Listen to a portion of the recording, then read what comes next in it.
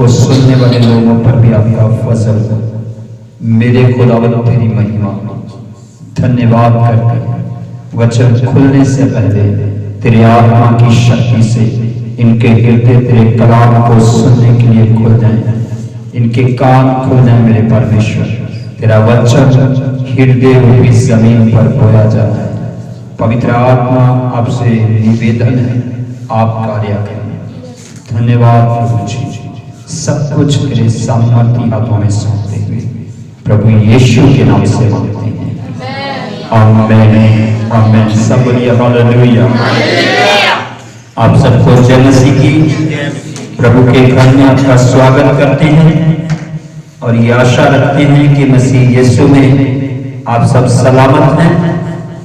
और खुदावंद ने आज एक नया दिन भी नहीं बल्कि हमें एक नया साल दिया है। बोलो हालेलुया हालेलुया। हम एक नए साल में प्रवेश कर चुके हैं। खुदावंद की बड़ी बरकत हमें मिली है और हम वो लोग हैं जिन्होंने अपने साल का पहला दिन परमेश्वर को दे दिया है। बोलो हालेलुया। जिसने उत्तम बोया, बाइबल कहती है वो उत्तम कटनी को काटता है। आमीन। जिसने उत्तम बोया वो उत्तम कटनी को काटता है। ये दिन, ये साल की घड़ी ऐसी है कि लोग अलग अलग जगह पर अपने आप को देते हैं, अपने समय का बीज बोते हैं। कुछ लोग मंडली बनाकर मस्ती करते हैं, कुछ लोग बुरी संगति की मंडली में बैठकर अपना दिन गुजारते हैं। अलग अलग प्रकार से इस दिन के अंदर लोग अपना समय क्या करते हैं? बोते हैं, देते हैं। पर मुबारक वो लोग हैं जो अपना बेस्ट, अपना उत्तम परमेश्वर को देते हैं। बोलो हालेलुया हालेलुया।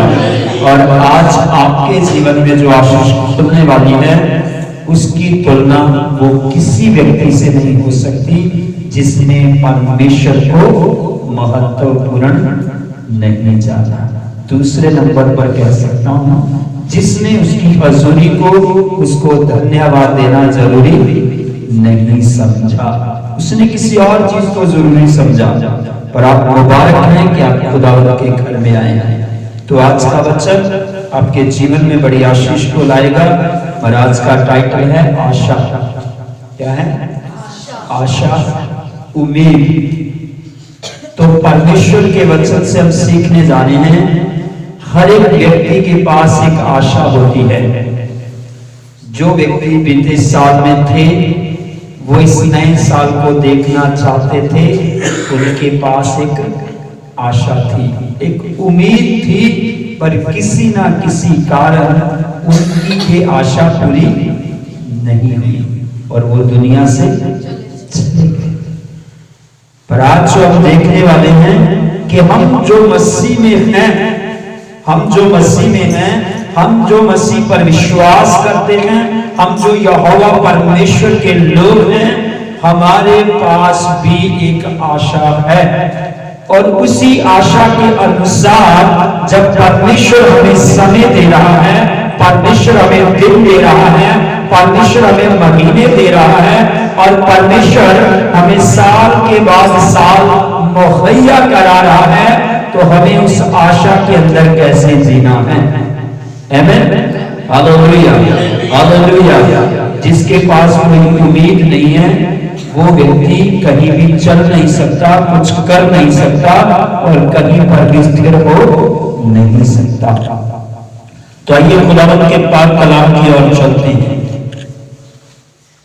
रोमियों की पुस्तक खोलेंगे, इसका 15 अध्याय उसके 13 वचन को पढ़ेंगे।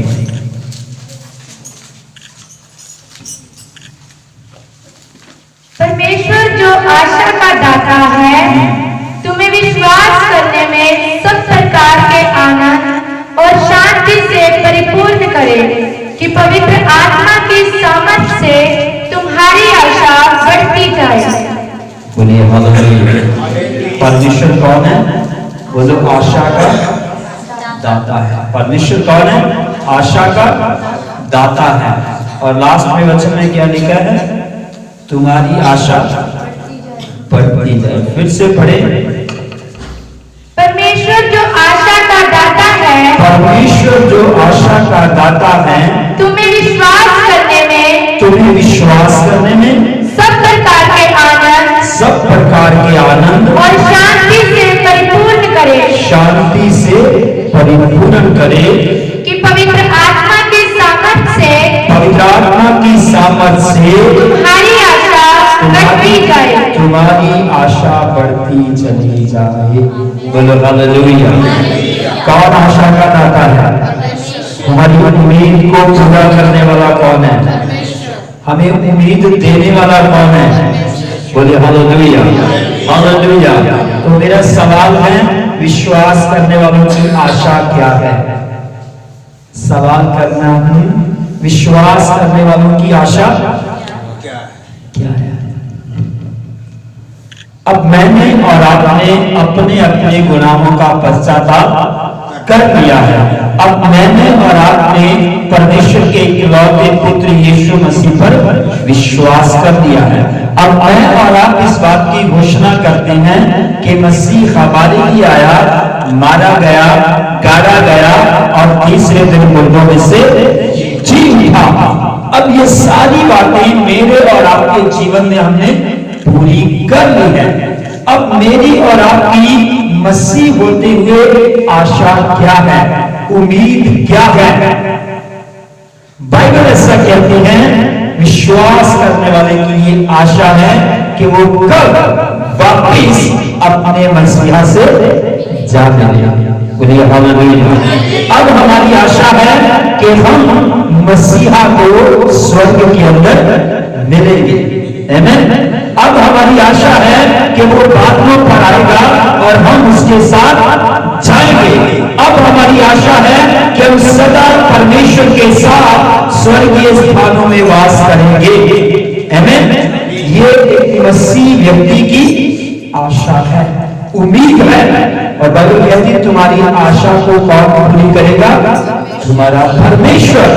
तुम्हें विश्वास में संपूर्ण आनंद के साथ, पवित्र आत्मा की सामर्थ के साथ तुम्हारी मदद करेगा और तुम्हारी आशा क्या होती जाएगी? बढ़ती चली जाएगी। बोलिए हालेलुया, हालेलुया, हालेलुया।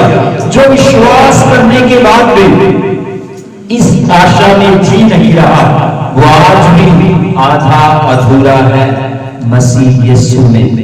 जिसको शायद यही लगता है कि पृथ्वी की सारी वस्तुएं मुझे मिलती जाएं, वस्तुएं बढ़ती जाएं, मेरी डिमांड भी बढ़ती जाए। जो साइकिल पे था वो बाइक मांगता है, जो बाइक मांगता है वो गाड़ी पे आता है, जो गाड़ी पे आता है वो ट्रक लेता है, जो ट्रक पे आता है वो जहाज पे चला जाता है।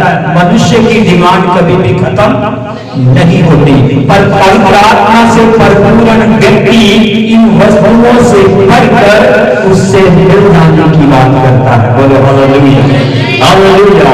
मूसा वो व्यक्ति था जिसने परमेश्वर के कहने पर, परमेश्वर के बुलावे के ऊपर, परमेश्वर की सामर्थ के द्वारा बड़े बड़े चमत्कारों को प्रकट किया था। बड़े बड़े चमत्कार। फिर भी उसकी आशा थी, वो परमेश्वर के चेहरे को देखना चाहता था। Hallelujah, hallelujah, hallelujah. उसने बड़े बड़े काम किए। बाइबल कहती है अद्भुत अद्भुत टेस्टिमनीज़, बड़े बड़े बहुत से मूसा के द्वारा परमेश्वर ने करके दिखाया। फिर भी डिमांड क्या है? कहता है प्रभु मैं तेरा चेहरा देखना चाहता हूं, मैं तुझे देखना चाहता हूं, ये मेरे दिल की आशा है। और खुदावंद के कलाम मुकद्दस में लिखा है कि परमेश्वर ने उसकी आशा को पूरा किया। आमीन। प्रभु ने कहा ठीक है, मैं तुम्हें दिखाऊंगा, पर एक बात है, तू मेरे चेहरे को रूबरू देख नहीं सकता, मैं गुजरूंगा तो मेरी पीठ को देख नहीं सकता। खुदावंद के कलाम में लिखा है कि मूसा के आनंद को परमेश्वर ने क्या किया? पूरा किया। वो विश्वास में उसकी आशा पूरी हुई। और बाइबल में लिखा है, न्यू टेस्टामेंट के अंदर आकर मूसा ने यीशु मसीह को रूबरू देखा। बोलो हालेलुया, हालेलुया। और यीशु मसीह ने जब उसको रूबरू दिखाई दिया तो बाइबल यीशु मसीह के बारे में कहती है, यीशु मसीह साक्षात परमेश्वर का स्वरूप इस पृथ्वी के ऊपर था। आमीन, हालेलुया, हालेलुया। परमेश्वर अपने चाहने वालों की आशा को पूरी करता है।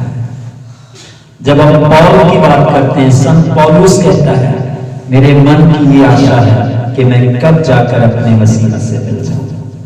आमीन। आज मसीह व्यक्ति की क्या दौड़ है, क्या आशा है? पृथ्वी की बरकतें जरूरी है और खुदावंद के कलाम में लिखा है, यदि तुम उसके राज्य की खोज करते रहोगे तो संसार की वस्तुएं जो तुम्हारी जरूरत की हैं, जो जरूरी हैं, वो तुम्हें मिलती रहेगी। पर मसीह व्यक्ति की आशा क्या है? अब जीऊं या मरूं, मुझे मसीह के साथ जा मिलना है। Hallelujah, hallelujah. एक नए साल के अंदर अपने अंदर एक उम्मीद को पैदा करें कि मेरे अंदर का मकसद क्या है।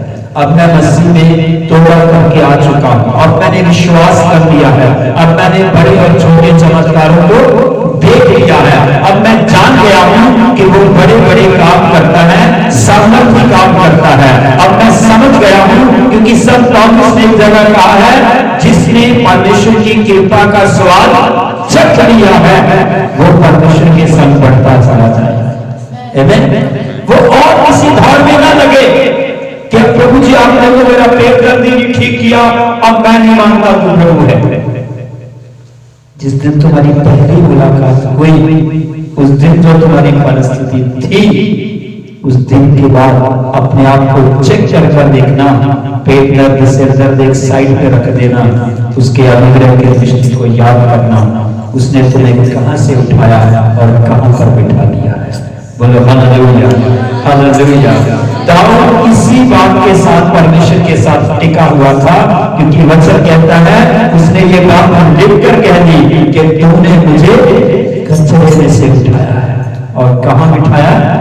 पस्तबंधों के बीच में, अपने परिवार में, अपने भाई बंधुओं के बीच में। वो अपने आप में बहुत छोटा पाया जाता था, उसका काम बहुत छोटा पाया जाता था, पर जब परमेश्वर ने उसका चुनाव किया, ये बात दाऊद ने हमेशा अपने हृदय में समेट रखी कि परमेश्वर ने मुझे कहां से बिठाया है, कहां लाकर खड़ा कर दिया है। हालेलुया। और उसने इतनी बातें परमेश्वर की मोहब्बत के बारे में लिख दी, और उसकी ज्यादा से ज्यादा पंक्तियां एक ही बात कहती है, प्रभु मैं तेरे संग जीना चाहता हूं, जैसा तू चाहता है मैं वैसा बना रहना चाहता हूं। उसने हमेशा परमेश्वर के सामने अपने आप को नीचे करता गया, और उसकी इच्छा रही परमेश्वर मुझ में बढ़ता चला जाए। आमीन, हालेलुया। आप दाऊद का कोई भी हिस्सा पढ़कर देख लीजिए, दाऊद कहता है, मेरा प्रभु तो तंबू में रहता है और मैं महल में रहता हूं। ये उसके अंदर की एक प्रेम की भरी कथा थी कि उसने अपने परमेश्वर के प्रति ऐसा मन रखा, और वचन कहता है उसने जैसा ठाना वैसे उसने उसको करने का निर्णय बना दिया। आमीन, हालेलुया। आज मसीह पर विश्वास करने वाले के पास क्या आशा है? चाहे मैं इस संसार में कूच कर जाऊं, चाहे मुझे मसीह में आने के बाद 2-4 बरकतें कम भी मिले, चाहे मुझे कुछ लोग छोड़ भी दे, चाहे मेरे साथ धोखाधड़ी भी कर जाए, चाहे कोई मुझे निराशा करे, शब्द भी कहे, तो भी मेरी उम्मीद एक ही है कि जब तक मैं इस पृथ्वी पर हूं, मुझे मसीह को प्रकट करना है और मुझे अपने परमेश्वर के साथ जा मिलना है। बोलो हालेलुया, हालेलुया। जो लोग यीशु पर ईमान रखते हैं, अब उनकी आखिरी दौड़ क्या है? वो यीशु के आने की बात जो रहे हैं। ये हर मसीह व्यक्ति की आशा है, वो आएगा। आमीन। उसने कहा वो आएगा और तुम्हें अपने साथ ले जाएगा। उससे पहले पिता कहता था मेरा पुत्र आएगा, उसका बलिदान होगा और तुम पापों से बच रह जाओगे। अब पुत्र कह रहा है मैं आऊंगा, जो बच चुके हैं, जो विश्वास कर चुके हैं, जो मुझ पर आशा लगाकर मेरी बात जो रहे हैं, मैं उनको अपने साथ ले जाऊंगा। मैं और तुम मेरे पिता के घर में सब इकट्ठे रहेंगे। बोलो हालेलुया, हालेलुया। और वचन कहता है वहां पर तुम्हें कोई भी कठिनाई नहीं होगी, आनंद शांति संपूर्ण रीति से तुम्हारे पास रहेगा। आमीन, आमीन। पढ़िए, थोड़ा सा आगे चलते हैं। यिर्मयाह की पुस्तक को खोलिए, उसका 29 अध्याय, उसका 11 वचन पढ़ दीजिए।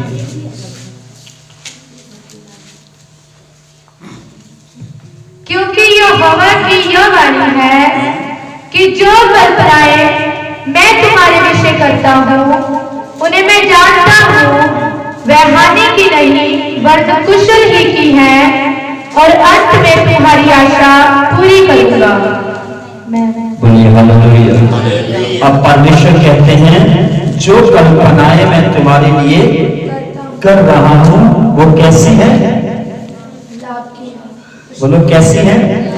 जो प्लान, जो योजनाएं मसीह यीशु में आने के बाद, विश्वास करने के बाद अब तुम परमेश्वर के हो। प्रभु कहते हैं जो योजनाएं मैं तुम्हारे लिए बना रहा हूं वो लाभ की है, नुकसान की नहीं। तो कई बार जिस योजना के अंदर हम चल रहे होते हैं हमें वो रास्ता बहुत कठिन लगता है, और जिसके लिए हमें लगता है कि ये बात हमारा क्या कर रही है, नुकसान कर रही है। पर वचन क्या कहता है? परमेश्वर कहता है जो योजना मैं तुम्हारे लिए बनाई है वो तुम्हारे लाभ की है, नुकसान की। फिर उसने कहा अंत में मैं तुम्हारी आशा को पूरी कर डालूंगा। बोलो हालेलुया, हालेलुया।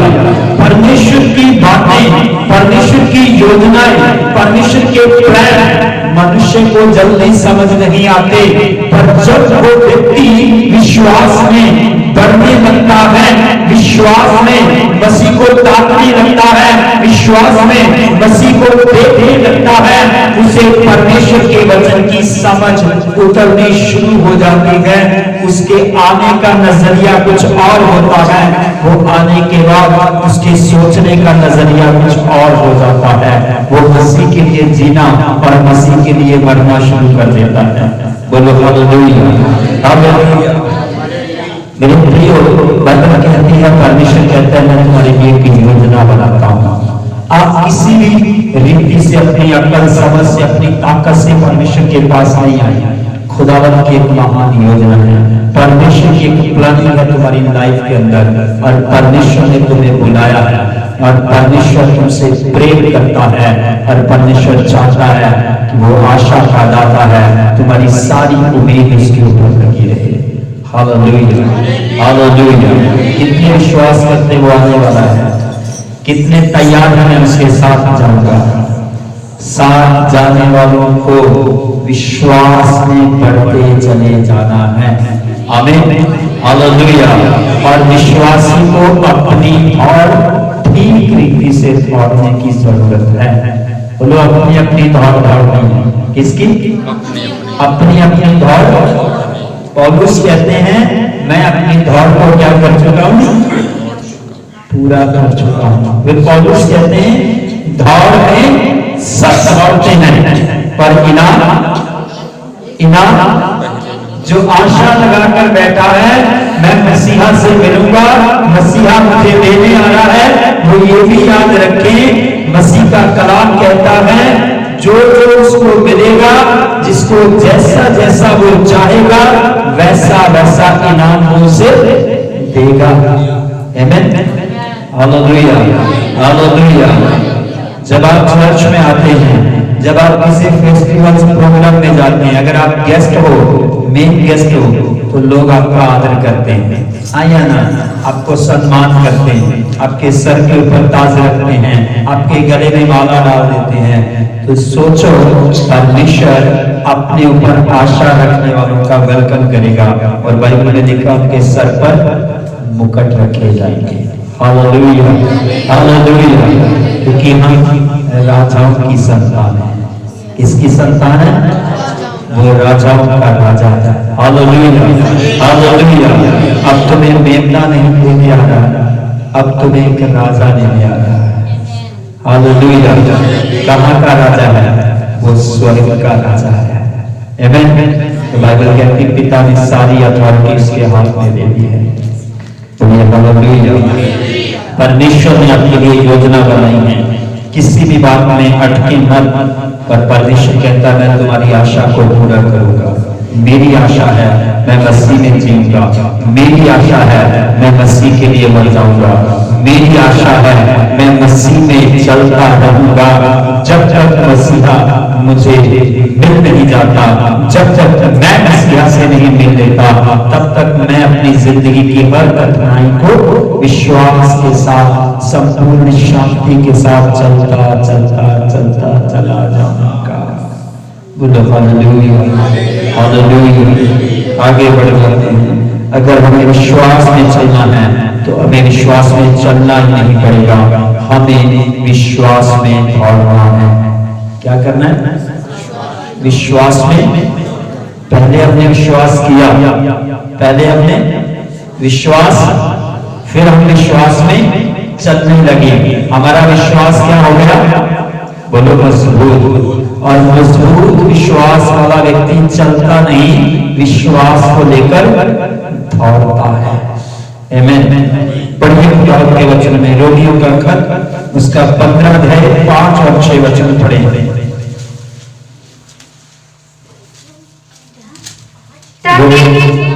ताकि तुम एक बार और एक स्वर में हमारे प्रभु यीशु मसीह के पिता परमेश्वर की स्तुति करो। इसलिए जैसा मसीह ने परमेश्वर की महिमा के लिए तुम्हें ग्रहण किया है, वैसे ही तुम भी एक दूसरे को ग्रहण करो। आमीन। फिर से पढ़े ध्यान के साथ। ताकि तुम एक बार और एक स्वर में, तुम एक मन और एक स्वर में हमारे प्रभु यीशु मसीह के पिता, हमारे प्रभु यीशु मसीह में, हमारे प्रभु यीशु मसीह के पिता, हमारे प्रभु यीशु मसीह के पिता परमेश्वर की स्तुति करो। परमेश्वर की स्तुति करो। इसलिए जैसा मसीह ने परमेश्वर की महिमा के लिए तुम्हें ग्रहण किया है, वैसा ही तुम भी एक दूसरे को ग्रहण करो। बोलो हालेलुया। ये किसका काम है? बोलो विश्वासी का। किसका काम है? विश्वासी का। वो कहता है एक मन रहो, एक चित्त रहो। फिर वो कहता है जैसे मसीह ने, मसीह के पिता ने तुम्हें ग्रहण किया है, वैसे तुम भी एक दूसरे को ऐसा ही ग्रहण करो। आमीन। एक दूसरे के प्रति विश्वासी की एक बड़ी जिम्मेवारी है, क्योंकि हम सबकी आशा एक ही है। मैं भी चाहता हूं कि मैं यीशु के साथ स्वर्ग में रहूं। आप भी चाहते हैं कि आप यीशु के साथ कहां रहें? स्वर्ग स्थान में रहें। आमीन। हालेलुया। तो हमें एक दूसरे के साथ कैसे हो जाना है? एक मन हो जाना है।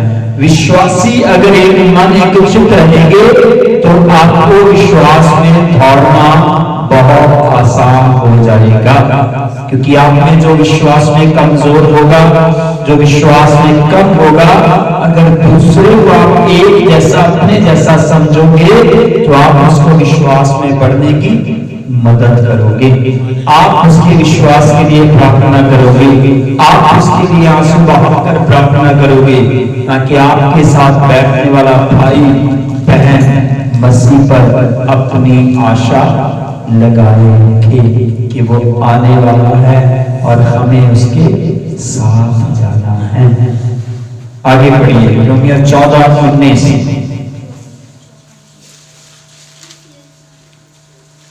इसलिए हम उन बातों में लगे रहे जिनसे मेल मिलाप और एक दूसरे का सुधार हो। आमीन। हालेलुया। दूसरी बात क्या है? कलीसिया को, विश्वास करने वालों को किस काम में लगने की जरूरत है? उन बातों का पीछा करें जिनसे क्या होता है, मेल मिलाप होता है और एक दूसरे का सुधार होता है। बोलिए हालेलुया। आशा लगाए हुए व्यक्ति को इस काम में ही जीना है। आमीन। इसी काम में ही यही विश्वासी की दौड़ है कि वो एक दूसरे को अच्छी रीति से ग्रहण करे, पूरे मन के साथ परमेश्वर की स्तुति करता रहे और एक दूसरे की भलाई करे, एक दूसरे के लिए सुधार के काम करे, मेल मिलाप के काम करता रहे। आमीन। यही एक विश्वासी की दौड़ है, यही एक विश्वासी का काम है, क्योंकि विश्वासी ये उम्मीद करता है कि मैं एक दिन सदा की जिंदगी के लिए मसीह यीशु के साथ स्वर्गीय स्थानों में रहूंगा। Hallelujah, hallelujah. तो हमें अपने अंदर ये जिज्ञासा, ये भूख, ये प्यास, ये सच्चाई हमेशा थामे रखनी है, क्योंकि जब हम इस साल की शुरुआत कर रहे हैं, इस साल के पहले दिन में हैं, तो आपको ये बहुत खुलकर कहना चाहता हूं कि जैसे जैसे साल आगे जा रहे हैं, वैसे वैसे मसीह का आना बोलो निकट हो रहा है। जैसे जैसे साल की गिनती आगे हो जा रही है, वैसे वैसे मसीह का आना निकट हो रहा है। और जैसे जैसे मसीह का आना निकट हो रहा है, मसीह लोगों को याद रखना पड़ेगा, वैसे वैसे इस संसार में कलेश, विपत्तियां, बुराई, समस्याएं ये बढ़ती चली जाएंगी। और मसीह का कलाम कहता है तुम्हें सारे संकट, कलेशों, दुखों में से निकलते हुए आगे बढ़ना है। बोलो हालेलुया, हालेलुया, हालेलुया। अगर आप ध्यान कर देखो तो जब से 2000 साल स्टार्ट हुआ है, टाइम बहुत कंजेस्टेड हो चुका है और युग कंप्यूटर में बहुत बढ़ चुका है। लाभ और मजे वाली बात नहीं है, खतरनाक बात है कि बुराई कई दिशाओं से बढ़ चुकी है।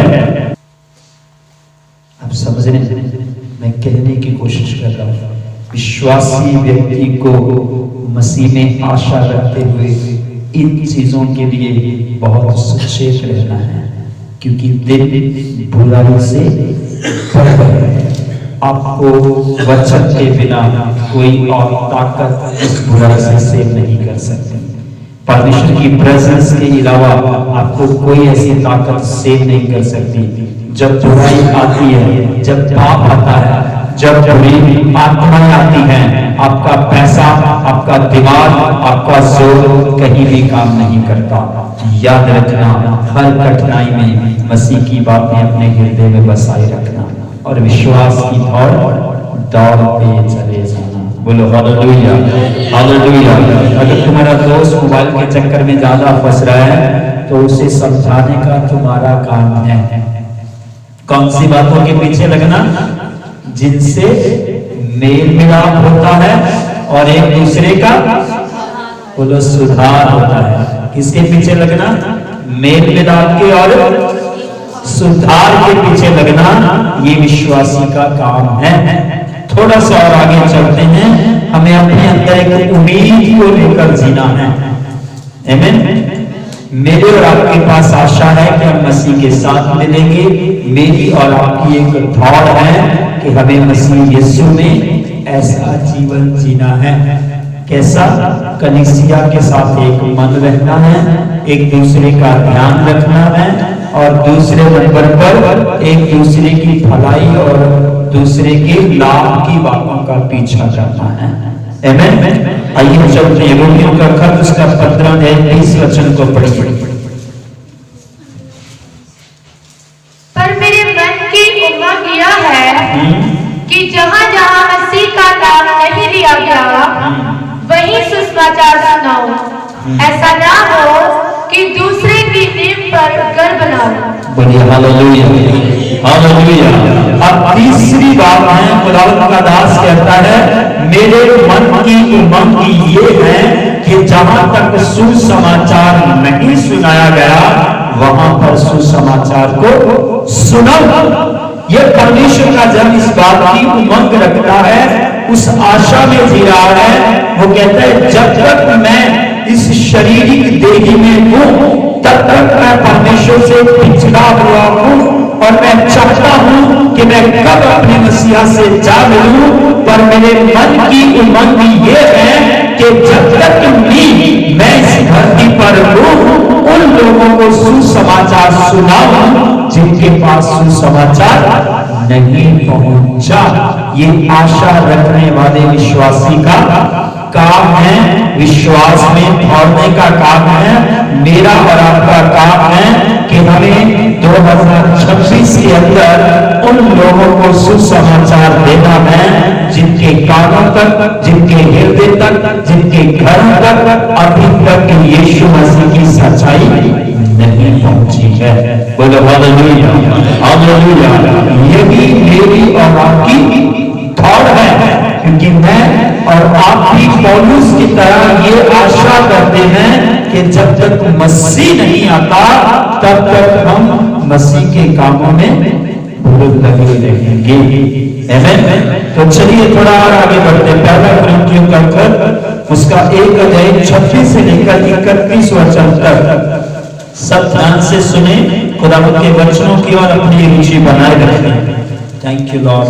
हे भाइयों, अपने भुलाए जाने को तो सोचो कि ना शरीर के अनुसार बहुत ज्ञानवान और ना बहुत सामर्थी और ना बहुत कुलीन बुलाए गए, परंतु परमेश्वर ने जगत के मूर्खों को चुन लिया है कि ज्ञानवानों को लज्जित करे, और परमेश्वर ने जगत के निर्बलों को चुन लिया है कि बलवानों को लज्जित करे, और परमेश्वर ने जगत के नीचों और तुच्छों को वह जो है भी नहीं उनको भी चुन लिया है कि उन्हें जो है व्यर्थ ठहराए, ताकि कोई प्राणी परमेश्वर के सामने घमंड ना करने पाए, परंतु उसी की ओर से तुम मसीह यीशु में हो, जो परमेश्वर की ओर से हमारे लिए ज्ञान ठहरा, अर्थात धर्म और पवित्रता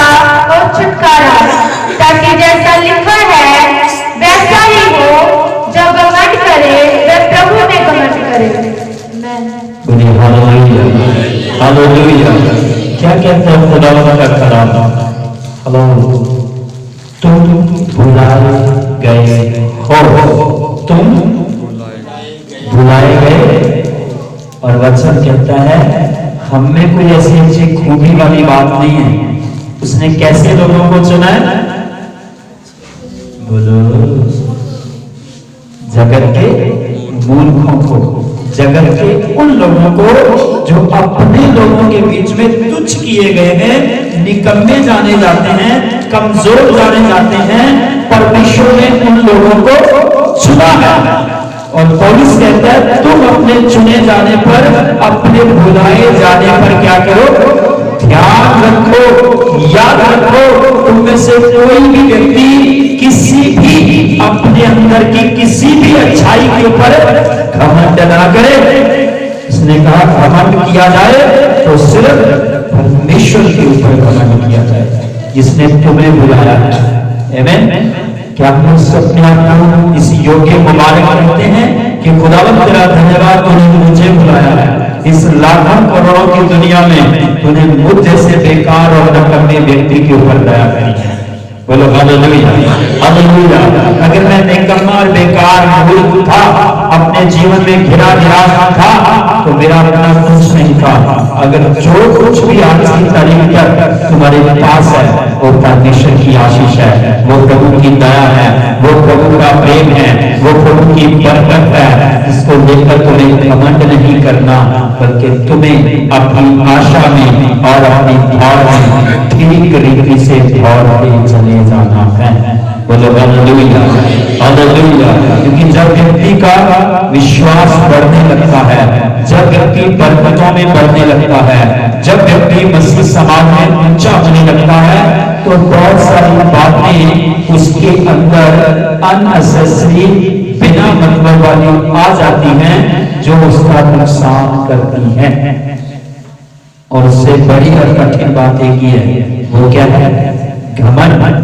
क्या है? चंगा होने का भी घमंड हो जाता है, ज्यादा पैसे का भी घमंड आ जाता है, वेल सेटल होने का भी घमंड आ जाता है, अच्छी प्रार्थना करता हूं ये भी घमंड आ जाता है, ज्यादा प्रार्थना करता हूं ये भी घमंड आ जाता है, लोगों को सुसमाचार दे रहा हूं ये भी घमंड आ जाता है, प्रचार अच्छा कर लेता हूं ये भी घमंड आ जाता है। उसका कलाम मुकद्दस कहता है, भाई साहब अपने चुने जाने पर, अपने बुलाए जाने पर ध्यान रखना कि जब तुम बुलाए गए थे तुम कैसे थे, किस परिस्थिति में थे, तुम्हें मसीह ने अपने पास बुलाया है। Hallelujah, hallelujah. और मसीह यही चाहता है कि हम अपने पिता यीशु मसीह की महिमा सदा करते थे। आमीन। एक दो वचन और पढ़ेंगे और समाप्ति की दिशा में चलेंगे। पहला कुरिन्थियों 1:9 पढ़ेंगे। तुम्हारा बुलाने वाला सच्चा, वफादार और विश्वास योग्य है। परमेश्वर सच्चा है, परमेश्वर सच्चा है, जिसने तुमको अपने पुत्र हमारे प्रभु यीशु मसीह की संगति में बुलाया है। बोलिए हालेलुया। किसने बुलाया है? परमेश्वर ने। किसने बुलाया? परमेश्वर ने बुलाया है। जो सच्चा है उसने मुझे और आपको अपने इकलौते पुत्र यीशु मसीह की संगति में बुलाया है। तो संगति में रहते हुए, एक विश्वासी होते हुए हमें परमेश्वर में अपनी आशा रखते हुए अपने विश्वास की ठीक दौड़ को दौड़ना है। अंदर बैठे लोगों के साथ दीनता और नम्रता बनाए रखनी है, अंदर बैठे लोगों की मदद करनी है, उनको सहायता करनी है, ताकि वो आपके जैसे विश्वास के लेवल में बढ़ सके और बाहर जाकर दूसरे लोगों को उस उमंग के साथ ले जाना है। जैसे पौल कहता है, मैं वहां तक सुसमाचार लेकर जाऊंगा जहां तक सुसमाचार नहीं पहुंचा है। बोलो हालेलुया, हालेलुया। क्या ये कठिन काम है? जो इस काम में लगा रहेगा, विश्वास में बना रहेगा, विश्वास में दौड़ता रहेगा, कलीसिया के अंदर अपना काम ठीक रखेगा और उसके आने की बात जोता रहेगा। बाइबल कहती है, यीशु ने कहा है, जब मैं आऊंगा जो विश्वास में खड़ा रहेगा मैं उसे अपने साथ लेकर जाऊंगा। बोलो हालेलुया, हालेलुया। इसका साफ साफ मतलब है, अगर कोई विश्वास में रुक गया, अगर कोई विश्वास में गिर गया, अगर कोई विश्वास से निकल गया, तो वो व्यक्ति भी मसीह के साथ सदा की जिंदगी में स्वर्ग में प्रवेश नहीं कर पाएगा।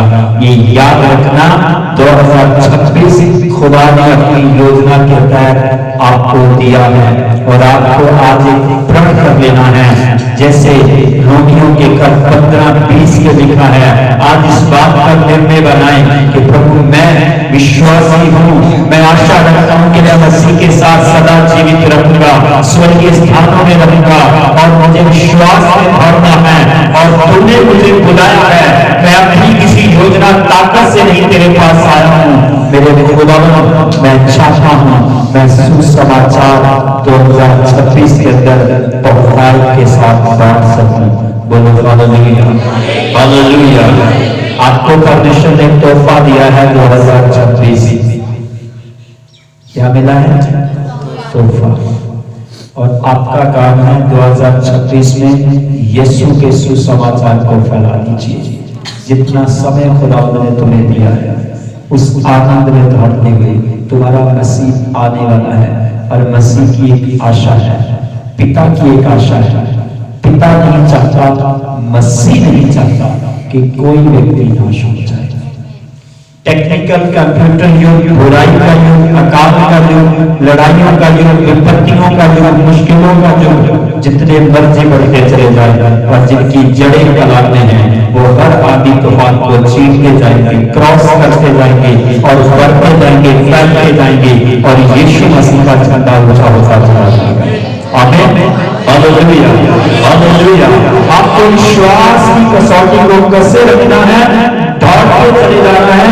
जैसे पौलुस कम नहीं हुआ, पौलुस घटा नहीं, पौलुस फैलता चला गया, इतना फैलता गया, इतना फैलता गया। बाइबल कहती है पौलुस ने मरने तक यीशु मसीह का काम किया है। आमीन, हालेलुया। तो मुझे और आपको मसीह से मिलने का मौका कैसे मिलेगा? बोलो कैसे मिलेगा? मृत्यु के बाद। कब मिलेगा? मौत के। इसका साफ साफ मतलब है जब तक हम जिंदा हैं, जब तक आप जिंदा हो, तब तक सुसमाचार को बांटते रहना। यही हमारी आशा है कि हम खुद उससे मिलेंगे, हम औरों को भी उससे मिला देंगे। बोलिए हालेलुया, हालेलुया।